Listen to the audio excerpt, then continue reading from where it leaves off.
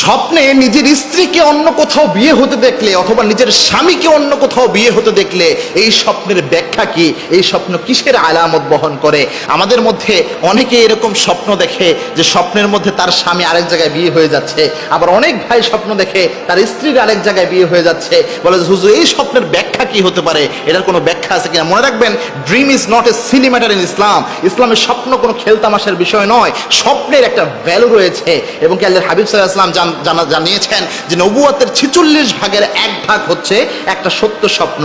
এবং আল্লাহর হাবিব সাল্লাল্লাহু আলাইহি ওয়াসাল্লাম আরো জানিয়েছেন, লাম ইয়াবকা মিনান নবুওয়াতি ইল্লাল মুবাশশিরাত, আমার উম্মতের জন্য নবুয়তের কোনো কিছু আল্লাহ রাব্বুল আলামিন অবশিষ্ট রাখেন নাই, শুধুমাত্র মুবাশশিরাত ছাড়া।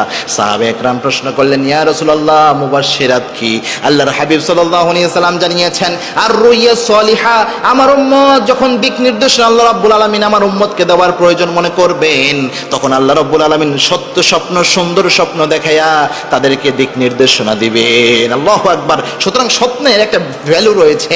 মুহাম্মদ ইবনে সিরিন রাহিমাহুল্লাহ, তিনি ছিলেন স্বপ্নের অন্যতম একজন ব্যাখ্যাকার। তিনি তার কিতাবে এই স্বপ্নের মধ্যে বিয়ে দেখা এটাকে একটা পজিটিভ আলামত হিসেবে নিয়ে এসেছেন। দেখেন, আপনার অনেক সময় হয় কি, অনেক মহিলারা সব সময় স্বামীকে নিয়ে টেনশন করে যে আমার স্বামী অন্য কোথাও বিয়ে করে ফেলে কিনা, অথবা আমার স্বামী কত কি ভালো অবস্থায় আছে কিনা। এই টেনশনের কারণে অনেক সময় অনেক মহিলা রাতের বেলা এরকম স্বপ্নে দেখে। তবে স্বপ্নে বিয়ে দেখা এটা সৌভাগ্যের লক্ষণ, ভবিষ্যতে আল্লাহ রিজিক বাড়াচ্ছেন এরকম কিছুর আলামত বহন করে। এবং যদি আপনার স্বামীর বিয়ে দেখেন, এটাকে খুব বেশি নেগেটিভভাবে নেওয়ার কিছু নাই। আবার যদি স্ত্রীর বিয়ে দেখেন, এটাকেও খুব বেশি নেগেটিভভাবে নেওয়ার কোনো কিছু নাই। তবে একটা জিনিস মনে রাখবেন, স্বামী স্ত্রী একজন আরেকজনের যেহেতু যত্ন নিতে হয়, কেয়ার নিতে হয়, এটা একটা মহাব্বতের সম্পর্ক।